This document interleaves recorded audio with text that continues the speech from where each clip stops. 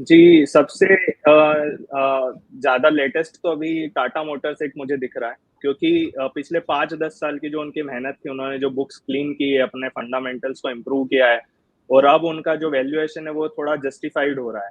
काफ़ी टाइम से क्या है कि ग्रोथ तो कर रही थी कंपनी बट लॉसेस दिख रहे थे बुक्स में। वो रिड्यूस हो रहे थे, अब जाके वो प्रॉफिट अच्छा दिखने लगा है। तो एक तो टाटा मोटर्स है, बट इसमें भी कई जगह ऐसा आ रहा है कि पोस्ट सेल सर्विस एक्सपीरियंस या कंपनी का अगर हम माने कि जो ओवरऑल बिल्ड क्वालिटी है इनसाइड की वो उसके जो कॉम्पिटिटर्स है उसको थोड़ा अभी उतना बेटर नहीं हुई है लाइक आउटसाइड बिल्ड और जो वो सेफ्टी रेटिंग वाली बात है वहाँ तो वो obviously best in the market है। बट जो दूसरे एरियाज़ है वहाँ उसको अभी थोड़ा अपने कॉम्पिटिटर के पास पहुँचने की ज़रूरत है, तो थोड़ा इसको हर क्वार्टर बाय क्वार्टर देखना पड़ेगा। बट एज़ ऑफ नाउ मुझे काफ़ी अच्छा स्कोप दिखता है टाटा मोटर्स में। इसके अलावा ओवरऑल पीएसयूज़ अगर हम बैंकिंग की बात जी, करें फिर पब्लिक से मैं सेक्टर। आता हूँ बाकी बाकी स्टॉक्स पे, लेकिन एक बार जी, टाटा मोटर्स की चर्चा मैं कंप्लीट भी कर लेना चाहता हूँ, क्योंकि बहुत सारी जी, खबरें आई हैं और इसमें बहुत एक्शन रहा है। संतोष सर, अगर कोई व्यू जी, होगा तो प्लीज इसमें ऐड कर दीजिए। खबरें मैं अगर ऐड करूँ तो hyundai से खबरें आई हैं, 17% अपना स्टेक जो है वो इंडिया यूनिट में, वो आईपीओ में अभी जो आने के गुंजाइश है, तो उसमें वो निकालने की खबर आई है थोड़ी देर पहले। फिर महिंद्रा एंड महिंद्रा का जो मार्केट कैप है वो आगे निकल गया है, टाटा मोटर्स से ज्यादा हो गया है, तो वो रिकॉर्ड लेवल से रिकॉर्ड हाइज पे है। तो इस तरीके की बहुत चीजें, प्लस हमने वाली भी खबरें सुनी हैं जहाँ पे कि वो डिफेंडर गाड़ी को अब इंडिया में बनाने की बात हो रही है, और इस तरीके से बहुत सारी चीजें। तो संतोष सर, इन सारी खबरों को देखते हुए, क्योंकि उस रेस में, ईवी वाली रेस में अगर देखा जाए तो कहीं ना कहीं तो टाटा मोटर्स थोड़ी लीड लेता हुआ दिख रहा था, जिस तरीके के मॉडल, जिस तरीके का क्रेज, इस तरीके मेन स्ट्रीम और पुरानी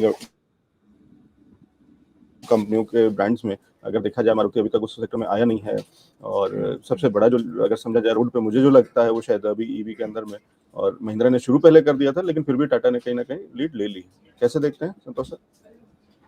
तो देखिए, मैनेजमेंट ने काफ़ी कोशिश की है एलेक्स जी, इसको टर्न अराउंड करने के लिए। और अगर आपको ध्यान होला, तकरीबन पिछले साल जो है वो जनवरी में शायद इन्होंने कहा था कि इसमें डेट फ्री करेंगे कंपनी को, प्लस जो है कैश पॉजिटिव लाएंगे इनके लैंड रोवर जगुआर को, और वो सारी चीज़ें होते हुए दिख रही हैं। अभी भी कंपनी ये मंशा जाहिर कर रही है कि जो इनके ऊपर जो net date I think 60,000 crore के ऊपर का है, उसको कम करेगी। और उसके साथ उन्होंने प्रोडक्ट इनोवेशन बहुत किए हैं, और ईवी में एटलीस्ट इंडिया में तो सबसे बड़ा प्ले है। आप देखें, इवन अगर आपको कह लें कि सड़कों पे अगर आप निकलेंगे तो सबसे ज़्यादा ईवी की जो गाड़ियां हैं वो टाटा मोटर्स की ही दिखती हैं, और दूसरी तो कोई दिखती नहीं उतना।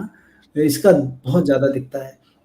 तो पहली चीज़ कि ईवी में इन्होंने एक इनोवेशन किया कि ईवी प्ले में काफ़ी आगे निकले।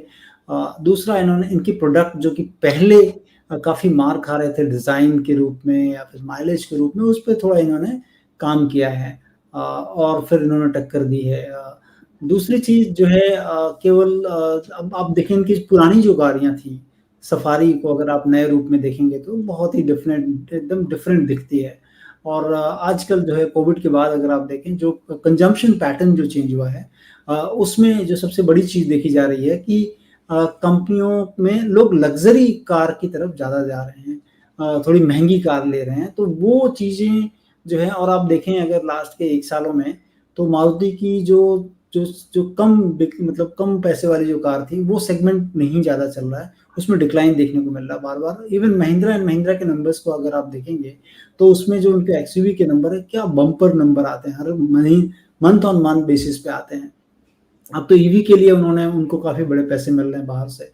तो इसका मतलब है कि लोग एक तो बड़ा घर, बड़ी गाड़ी, इसकी तरफ ज़्यादा जा रहे हैं। लग्ज़री मतलब लिविंग लाइफ़ किंग साइज़ की तरफ मुझे लगता है कि लोगों का जो परसेप्शन चेंज हुआ है, और इन कंपनियों ने उसी तरह से अपने डिज़ाइन, क्योंकि डिमांड ऐसी मार्केट में है, उसी हिसाब से कंपनियाँ डिज़ाइन भी कर रही हैं और कर रही हैं।